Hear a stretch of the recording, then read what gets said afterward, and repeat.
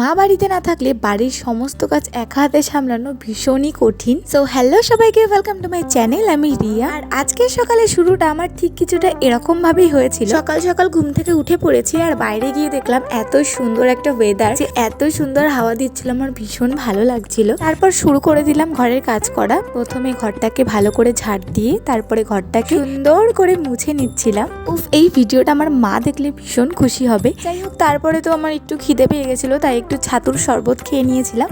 তারপরে আমি চলে গেছিলাম একেবারে সোজা রান্নাঘরে রান্না করতে। আর তোমরাই বলো আমি এটা কি বানিয়েছি। সকালের রান্নাটা একেবারে সিম্পল ছিল।